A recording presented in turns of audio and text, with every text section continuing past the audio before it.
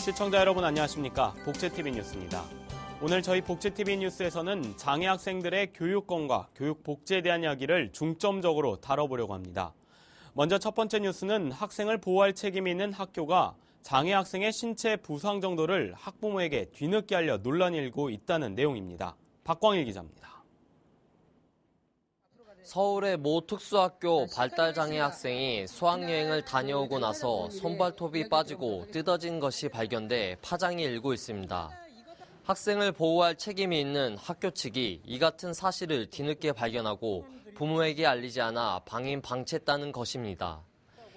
이에 해당 학교 장애 학생 학부모들은 당시 사고 당사자인 김모 학생의 피해 사실을 알고도 방임 방치한 해당 학교의 책임과 장애 학생의 전문 보조 인력 부족에 대한 서울시 교육청의 책임을 촉구하는 기자회견을 열었습니다. 이러한 사고가 발생한 것에 대한 책임자의 분명한 사과와 그리고 그것에 따른 재발 방지를 위한 구체적인 지원을 원합니다. 김모 학생은 지난 10월 24일 수학여행을 돌아온 후 부모는 김모 학생의 손발톱이 빠지고 뜯어진 것을 발견했습니다. 평소 김모 학생은 수업 시간에도 손을 주머니에 넣고 있으며 새끼손톱으로 몸을 긁는 행동 특성이 있었기에 그만큼 손발톱 부상의 위험이 있었습니다. 그러나 김모 학생이 다니는 주간보호시설이나 학교에서도 부상의 원인을 제대로 알지 못했습니다. 중요한 것은 수학여행에서 발견하고도 전문 치료 없이 응급처치만 이뤄진 사실과 이를 부모에게 알리지 않았다는 것입니다. 붕대를 갖고 있고 이렇게 오니까 너무나 이제 원장님께서 놀라신 거죠. 우리 아이가 하교하는 그 시간대에 맞춰서 전화를 걸어서 확인을 한 거죠. 그렇게 다친 상황에서 아무도 치료를 받지 않고 이러고 이렇게 다닌 거죠. 손톱도 빠진 상태에서 아이가 이러고 이렇게 다닌 거죠. 이에 학교 측은 이번 사고에 대한 미흡했던 대응을 인정했습니다. 저희가 이번 건을 계기로 해서 좀 저희가 더 디테일하게 바꿨습니다. 그러니까 저희가 지금까지 생각 못했던 부분, 이건 어떤 계획이든 간에 저희가 안 일어나면 모르는 부분들이 분명히 존재한다라고 하는 걸 이번에 저희가 깨닫고 그 부분에 대해서 굉장히 디테일하게 하기로 했고 바꾸고 있습니다. 한편 이날 기자회견 후에는 서울시 교육청 장학사와의 면담이 이뤄졌고 앞으로 서울시 전체 특수학교의 전문 보조 인력을 늘릴 것이라고 약속했습니다. 복지TV 뉴스 박광일입니다. 통합교육 현장에서 발생하는 인권 침해에 장애 학생들이 무방비하게 노출돼 있는 것으로 조사됐습니다. 인권 침해를 당하면서도 별다른 대응 없이 참고만 있었습니다. 박고은 아나운서입니다. 통합교육이 실시된 지 30년이 지났지만 통합교육 현장에서 장애 학생은 실질적인 통합에 어려움을 겪고 있는 것으로 나타났습니다. 국가인권위원회가 공주대 산학협력단으로부터 받은 통합교육에서의 장애 학생 교육권 실태 조사에 따르면 전체 조사 대상 가운데 절반 이상의 응답자가 장애 학생의 인권 침해를 경험해 본 적 있다고 응답했습니다.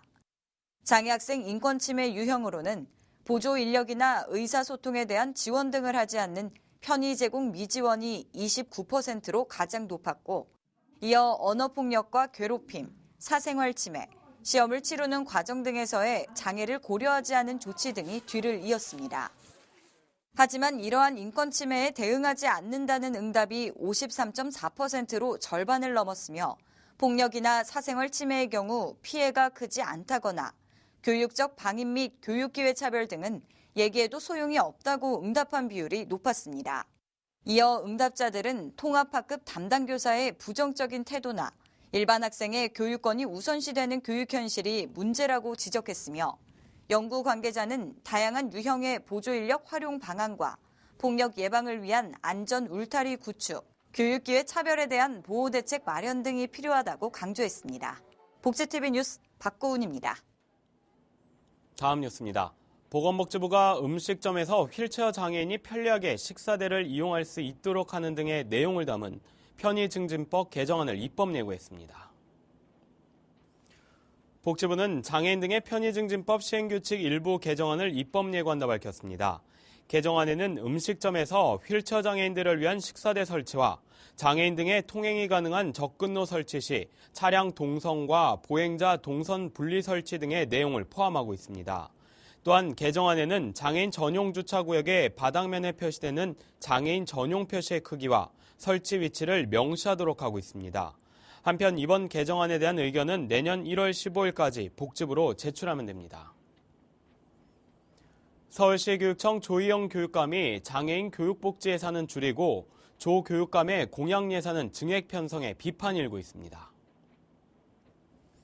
서울시의 박마루 의원에 따르면 서울시교육청이 제출한 예산안에서 장애인 교육 예산인 교육복지 예산이 지난해 대비 25% 삭감됐지만 조 교육감의 공약 예산은 지난해 대비 3배 늘어난 284억 원을 포함했다고 말했습니다. 또한 박 의원은 특수교육 예산이 물가 상승률과 비교해 인상돼야 하나 오히려 지난해 대비 삭감됐다고 주장했습니다. 시간제 보육에 대한 학부모들의 이용 만족도가 굉장히 높은 것으로 나타났습니다. 보건복지부와 한국보육진흥원은 2014년도 시간제 보육에 대한 이용자 만족도에 대한 조사 결과를 발표했습니다.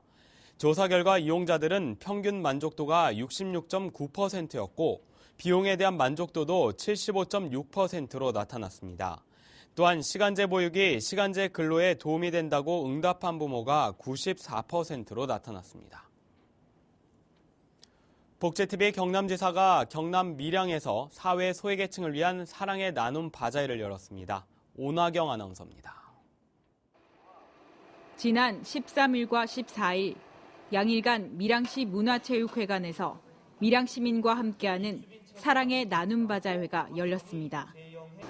이번 바자회는 복지TV 경남에서 주관하여 어려움 속에서도 각 기업체에서 후원받은 다양한 생활용품을 판매하여 판매된 기금은 불우한 이웃돕기와 장애인 신문 보급 운동에 쓰일 예정입니다. 이번 바자회는 장애인 신문 나눔 운동본부에서 기부받은 생필품과 신발, 의류 등을 판매하며 바자회 수익금은 생활이 어려운 청소년을 위한 장학금과 관내 독거노인, 소외계층 등 불우이웃들이 따뜻한 겨울을 보낼 수 있는 지원금으로 전달될 예정입니다. 물건 종류도 엄청 많고 제가 대구에서 왔는데 밀양에 놀러 왔는데 갑자기 이렇게 바자회 열려서 참여했는데 좋은 데 쓰인다고 해서 정말 좋은 것 같아요. 또한 이번 행사는 바자회뿐만 아니라 다양한 문화 공연과 체험 행사 등이 펼쳐졌으며 사단법인 신세대 문화예술교류단 경남지의 발대식도 열렸습니다. 지역의 어려운 이웃들에게 도움이 되고자 실시한 이번 사랑 나눔 바자회는 더불어 살아가는 행복한 지역사회를 만드는 데 기여할 것으로 기대됩니다. 경남에서 복지TV 뉴스 오나경입니다. 포항에서 활발한 자원봉사 활동을 펼치고 있는 나눔 플러스 봉사단이 소외계층의 희망으로 다가서고 있다고 합니다. 박성호 기자입니다. H마트 포항 죽도점 소속 나눔 플러스 자원봉사단이 지난 15일 포항 창포동에 위치한 종합사회복지관에서 소외계층 100여 명에게 따뜻한 급식으로 봉사활동을 펼쳤습니다. 그렇게 큰 봉사는 아니지만 그래도 이런 작은 도움이 저희는 또 하면서 또 많이 뿌듯함을 느끼더라고요. 저 또한 또 직원들이 앞으로 좀 더 규모도 크게 하고 기부라는 면인지 저희가 도울 수 있는 부분은 더 도울 수 있도록 지금 노력해 가고 있습니다. 창포종합사회복지관은 주변의 장애인, 독거노인, 세터민 등 소외계층이 많이 사는 지역으로 급식 재료 준비와 음식 조리 배식에 많은 자원봉사자들의 손길이 필요한 곳으로 이번에 참여한 H마트를 비롯한 기업 및 자원봉사단체들의 참여가 활발한 곳입니다.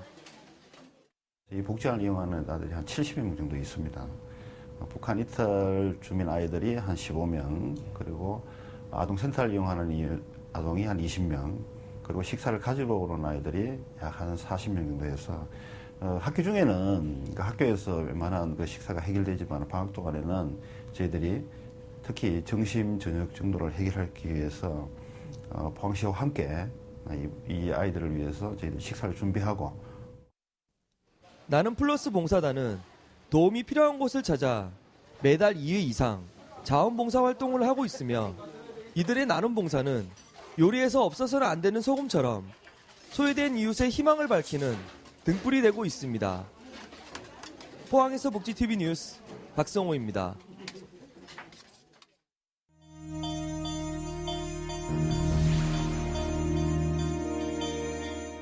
이어서 간추린 뉴스를 전해드립니다. 장애인을 강금 폭행하고 보조금을 횡령한 혐의로 기소된 경북 구미의 장애인 시설 시설장과 법인 대표 등 17명이 징역형을 선고받았습니다.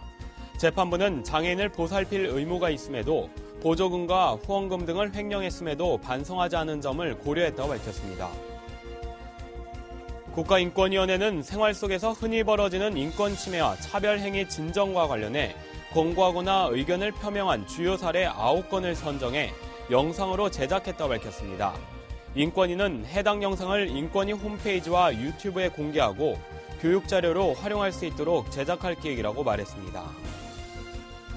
대한장애인체육회는 국내 최대 포털 사이트 네이버와의 후원 계약을 3년 연장키로 했습니다. 따라서 네이버는 오는 2018년까지 장애인체육회가 주관하는 모든 대회와 행사에 후원사로 참여하게 되고 국가대표 초상권과 명칭 사용권 등 장애인 체육을 활용한 마케팅 권리를 갖게 됩니다. 서울시와 25개 자치구가 이달 19일까지 내년도 상반기 공공근로 사업에 참여할 시민 5,251명을 모집합니다. 신청 자격은 사업 개시일 현재 만 18세 이상이며 실업자 또는 정기소득이 없는 일용 근로자거나 행정기관 등에서 인정한 노숙인과 가구 소득이 최저생계비 이하이고 재산은 1억 3,500만 원 이하여야 합니다. 강원도의 다나눔 봉사단이 소외계층을 위한 사랑의 연탄 전달식을 가졌습니다. 김시성 도의장은 추운 겨울 온정이 필요한 어려운 이웃에게 연탄을 직접 전달할 수 있어 기쁘다고 말했습니다. 경기도 여주시 구세군이 2014 자선냄비 시종식을 열고 이달 31일까지 모금 활동에 들어갔습니다.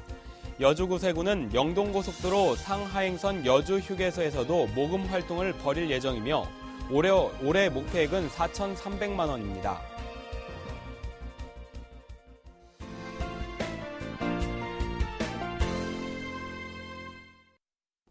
최근 지상파와 케이블 가릴 것 없이 예능 프로그램에서 가장 인기 있는 소재는 아이들입니다. 방송에서 비춰지는 귀엽고 사랑스러운 모습은 출산율을 높이기 위한 그 어떤 캠페인보다도 효과적으로 보입니다. OECD 등 관련 자료에 따르면 근래 대한민국의 경제 성장률은 4.3%이지만 고령화와 생산 가능 인구의 감소로 2031년 이후 잠재 성장률은 1%대를 예상한다고 합니다. 또한 2050년에는 65세 이상 노령 인구 비율이 38.2%로 일본보다 높은 세계 최대 고령 사회를 맞이하게 되면서 연금 지출과 의료비 같은 필연적인 복지 지출에 따른 재정 부담이 가시화되고 있습니다. 멀지 않은 미래에 국민의 행복과 국가 발전의 성패가 출산율 장려에 달려 있다고 해도 과언이 아닙니다. 출산율 장려를 위해 온 사회가 발벗고 나서야 합니다. 어떻게 하면 출산과 양육의 부담을 줄이고 저출산에 대응할 수 있을까요? 해답은 그동안 가정 내에서 여성이 담당해왔던 돌봄 기능에 대한 사회적 지원이며 그중에서도 보육 지원입니다. 보육 지원이 뒷받침되지 않고서는 여성의 노동시장 참여가 장기적으로 경제 성장의 견인이 될 리 만무합니다. 2013년부터 시작된 무상보육은 이러한 필요성에 의해 실시되었지만 국가 예산 문제로 번번이 난관에 부딪히고 있습니다. 2015년 예산이 처리되는 과정에서 시도교육청과 복지당국의 마찰이 있었고 최근에는 보육료 현실화를 요구하는 어린이집의 집단 휴가 위기도 있었습니다. 국가 경쟁력 부양을 위한 인구 문제의 당면 사업으로서 보육은 무상이라는 말보다 더 큰 책임이 있는 국가 사업입니다. 또한 선진복지는 사후치료보다 예방이 중요하므로 보육사업은 대표적인 예방적 복지로서 큰 의미가 있습니다. 복지당국은 물론이고 보육사업과 관련한 모든 이해 당사자들의 보다 책임감 있는 태도가 절실히 요구됩니다. 감사합니다. 이야기가 있는 시간 오늘의 영상 함께 보시죠. 얼마 전 세상을 떠난 호주의 코미디언이자 저널리스트였던 스텔라 영. 그녀는 장애인이라는 이유로 자신을 특별하게 바라보는 사람들의 시선에 대해 자신은 누군가에게 영감을 주기 위한 존재가 아니라고 말합니다.